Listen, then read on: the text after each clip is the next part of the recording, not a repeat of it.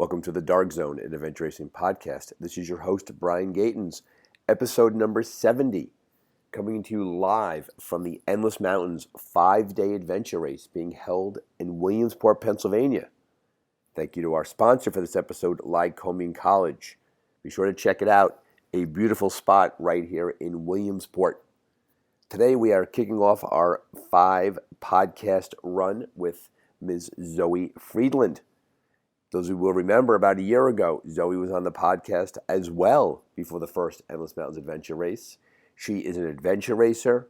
She is a volunteer. She's been adventure racing literally her entire life. She has a 9-year AR career, and her wisdom and her guidance and her advice is well worth your time. We appreciate Zoe's time. We enjoy the fact that we are bringing you a bunch of episodes from the Endless Mountains, so tune in each day. Today is some pre-race recommendations for racers. How to get ready. What's the best thing for them to do? How do you act when you're out there? Really good stuff from Zoe. She's a font of wisdom, and we're delighted to have her return to the Dark Zone. So those of you out there in podcast land, thanks for being here. Sit back and relax and enjoy this episode of the Dark Zone. I'm really glad you're with us today. As the Dark Zone listeners will know. I like doing it. We had a great interview a year ago. You were a guest on the Dark Zone.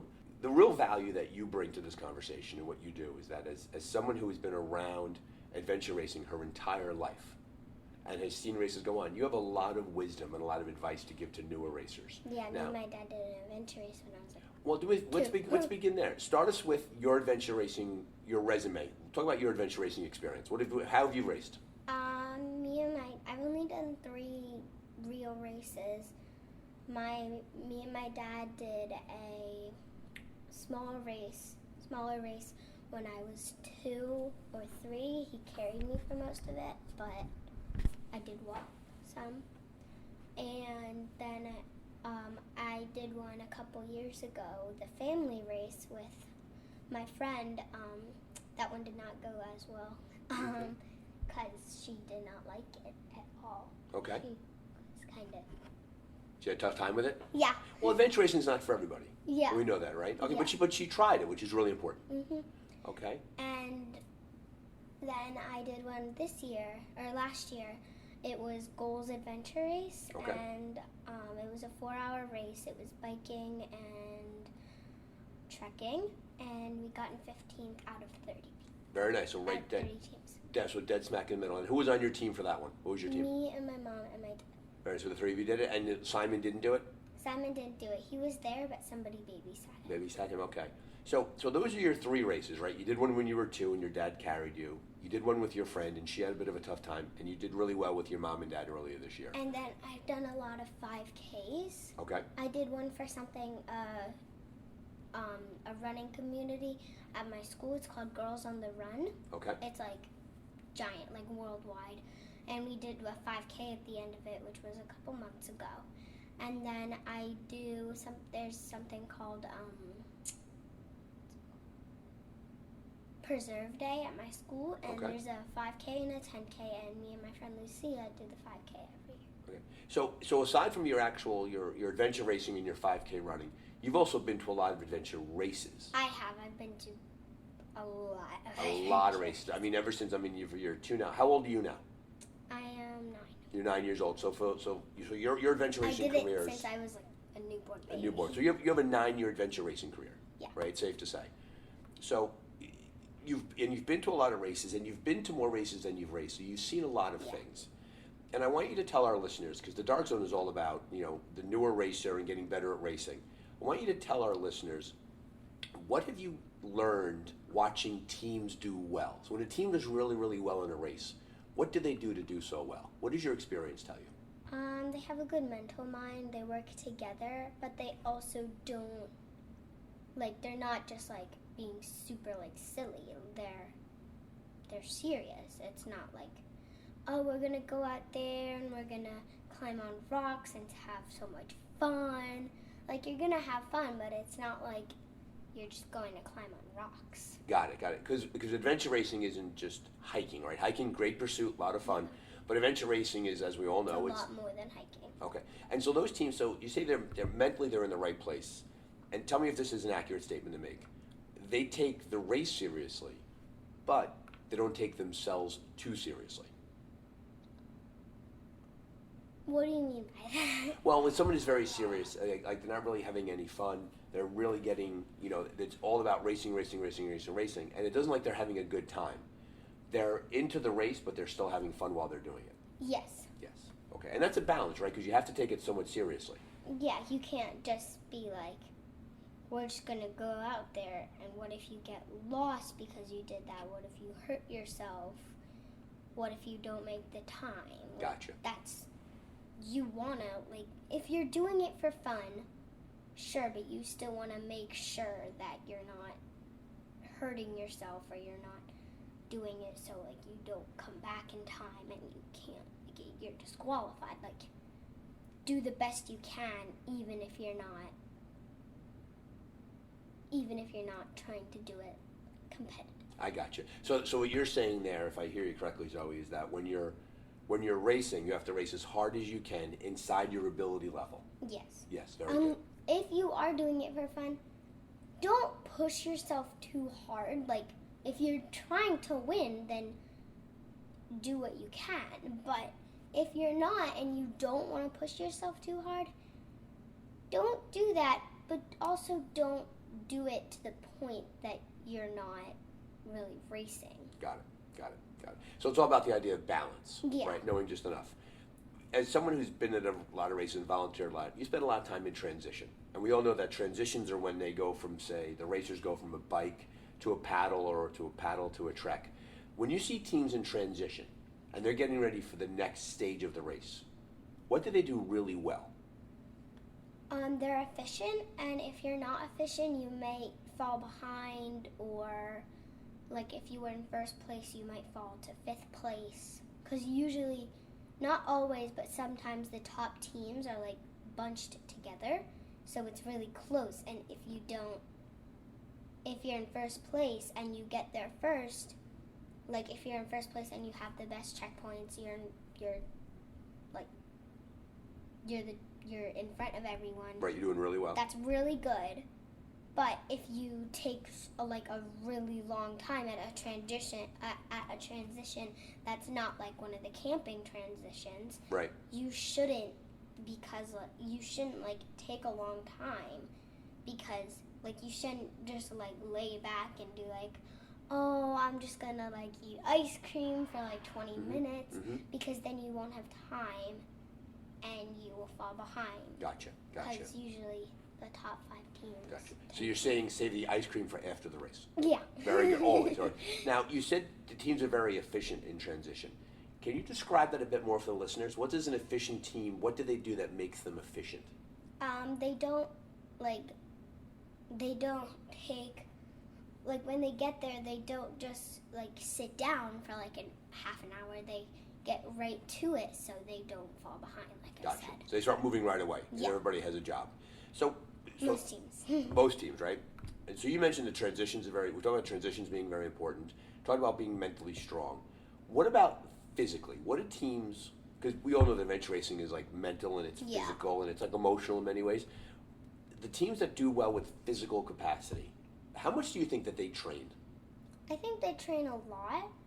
My mom and dad actually are pretty good with their physical and mental.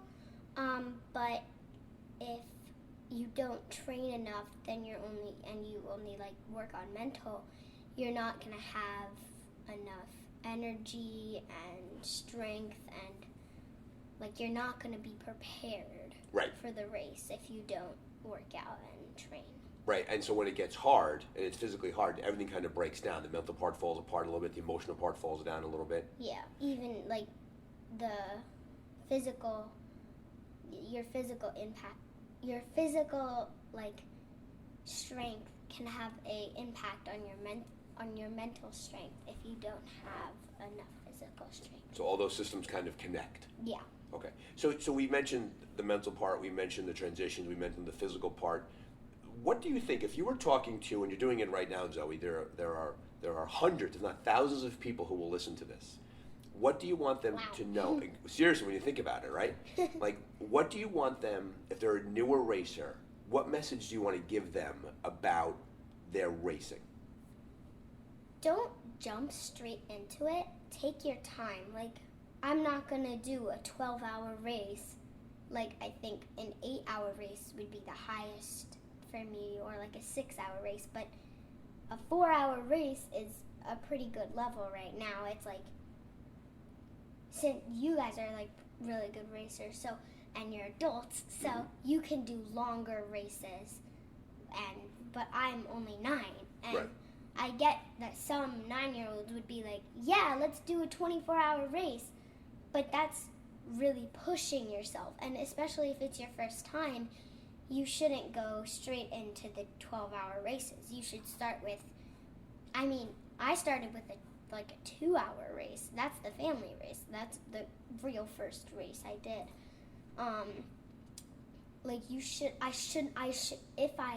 If the family race was like a 6-hour race, I should not have jumped straight into it. Like, the 4-hour race was like, I'm not actually sure if it was 4 hours, but it was like in between 6 and 4 hours. I shouldn't gone the whole. There was also an 8-hour race. I should not have gone the full 8-hour race because that was the longest race I've ever Gotcha. done. And that would be a bit much for someone getting right into it. Yeah. So if I hear it correctly, if someone's sitting home and they want to do adventure racing, they want to be an adventure racer, your advice to them is for them to start at a reasonable distance and pace so they enjoy themselves. 2-hour or 4-hour, or maybe just like a really long run or something. Don't go straight into a super competitive long adventure race. Gotcha. What's your recommendations for food, nutrition?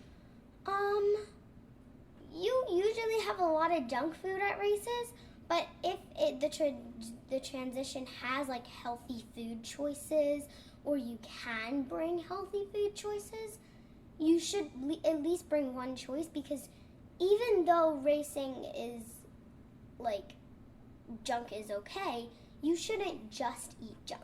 Got it. Junk gives you, like, candy and stuff gives you energy, but not the nutrition that you need to like keep going. So if it's a longer transition area and there is like a taco truck or something that has healthy choices, try to get at least one healthy thing. Don't just get like soda. Everybody gets soda normally. Like, one bottle of soda is okay, but don't get like 3 bottles. Gotcha. And if I hear correctly, you're also saying too, it's important to have a lot of balance. Like, you have to have some real food, like sandwiches and maybe some pizza. Real food, but then, like, even pizza, yeah. It doesn't have to be like a salad. Just don't only eat like candy. Cake and cookies and sugar, all that like, sort of stuff. I did a 4-hour race, as I said, and we ate a lot of junk food, but it was only 4 hours. This is a 5-hour race. The Endless Mountains is a 5-hour race. It's actually a 5-day race. Sorry, I meant a 5-day race. And you shouldn't, like, that's much longer than 4 hours. So you shouldn't, like, only eat candy for 5 No, you days. can't do that. No, you could try. It probably wouldn't go well for It somebody. probably wouldn't go well. No. So, adventure racing, as we know, for the most part, is a team-based. Also, that would probably keep you up at night. Exactly, and then you have to get some sleep, too. But I'm curious about this. Adventure racing is a team-based sport, for the most part. There are some solo categories. Yeah. You've seen a lot of teams during races. You've seen a lot of teams in transitions. You know a lot of racers. What do the best teams do during a race that makes them the best teams? They work together, and it's not just like they put all the navigating to one person. Or all the like punching the hose for the checkpoints to one person. Like, they trade off or they help each other. It's not just one person who carries everything. Got it. All, yeah. And I think the point you're trying to make there. Go ahead. Also, my mom said that sometimes, like, if a teammate's not feeling well, they, like, almost, like, push them or, like, pull them. Right. Like, up a hill or something. And, or, like, they tow their bike, and that helps a lot. Gotcha. If you're not feeling well. Gotcha. So then what's the opposite of that answer? What things should teams avoid so they don't fall apart out there? As I said, work together, but also you don't always have to do everything together. So say more about that. Like, when you're navigating, like sometimes somebody else is better at that part. Right. So they should let them do that if you're not as good. Gotcha. So you're saying there is that teammates have to share responsibilities. Yeah. And it's not fair to have one person do all of the work. Mhm. Okay. Very nice. That's a good point to make, because a lot of teams think that they have to be everything all the time. What should they do when there's conflict on the team? How should they resolve that? Maybe if it's like really bad, like ask somebody to help. Right. But if it's not, maybe like don't talk for a while, because like you're in the woods, you don't have to like talk every second. Gotcha. Gotcha. So what has your favorite race been, either as a volunteer or as someone who raced? Well, actually, we'll back that up. Of the 3 races you did, which one was your favorite? Probably the 4-hour one. The 4-hour race. And what made that your favorite? It was the first race that I could actually do that was like not like that I could actually push myself in. Right, so that was the first week you actually look and you actually do really well there. Of the races that you've been to, what is your favorite race been that you've spectated, you volunteered at? Probably Endless Mountains. And why? Because I get to see a lot of people and it's long, so I get to have a lot of time to do that. And I really like being in the woods, so it's fun to do that for a long time. So of the Endless Mountains, is this kind of like a family reunion for you? Are you seeing a lot of people you know? Yeah. No. And if I can ask you a question, now you can't pick your mom and your dad, right? And you can't say me, and you can't say Shelly, who's sitting here watching right now. Who is like the nicest adventure racer that you know? Who's like super always nice to you? Can I say more than one? You can say more than as many as you want. Everyone. Everyone's very good to you? Everyone. Yeah. So you really like the community? Yeah. Very nice. So we're going to finish up here in a second because I know you have to go back and do some other things. And I know that. No, I don't have anything. You have nothing to do today? We can talk as long as we want? Not for like 4 hours. Oh, okay. But Okay. I think the most we have is like an hour. An hour? Okay. Okay. Well, we're gonna wrap it up pretty soon too, because there's only so much we can really talk about on a early Sunday morning. But let's talk about your future a little bit. Your adventure racing career. How do you think it's going to unfold? What does the future hold for Zoe? I really want to be able to do long races when I'm older. But again, I love adventure racing. The only thing I don't like about it is that it does feel a lot of pressure on me, like to win. Okay. Not to win, but like to get high up. And it's hard when, like, in the division, in the 4-hour race that I did, there were 3 spots that you could get a medal. Right. We were in 4th place. How'd that feel? I was really proud of myself, but it felt really disappointing because I really, really, really wanted them to say our team name and us to walk up there. Well, it's fun. They Winning gave is fun.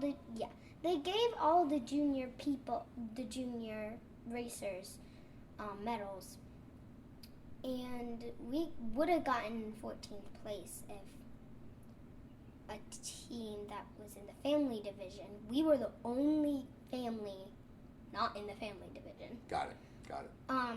The only family that had a young kid. Gotcha. So you mentioned pressure before. So talk to our listeners a bit about how they balance that, right? People they adventure race because they want to have fun, but also they have to deal with the pressure of trying to do really, really well. Yeah. That's a pretty complex thing to sort of manage emotionally. Mm-hmm. How do you think people manage that the best? I think they take deep breaths and they can talk it out with somebody, like if they can talk it out with their family or their friends. Or probably a good idea too, and we say this a lot with adventure racing, is that to talk to your teammates before the race begins, right? Yeah. To understand expectations and what your goals are for the race. Yeah. So where do you want to race in the world? If you could pick a spot to race, where would it be? My mom and dad raced in Tasmania, and that sounds really fun. And I think racing in Brazil would be really fun. Okay. That sounds like it's a lot of fun, those 2 places? Yeah. Brazil and Tasmania? Mm-hmm. And India. My dad raced. Dad raced in India too. So what is your favorite adventure racing story? What do you like? What story do you like the most about adventure racing that you've lived through?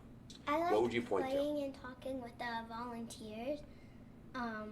So I'm doing an acting camp, as I said, and I was copying one of the volunteers, and it was really funny. Really funny? Okay. And we were also doing, like, not scenes from a movie, just like I got you. scenes. Because you're doing Moana acting camp, right? Moana is the play you're doing?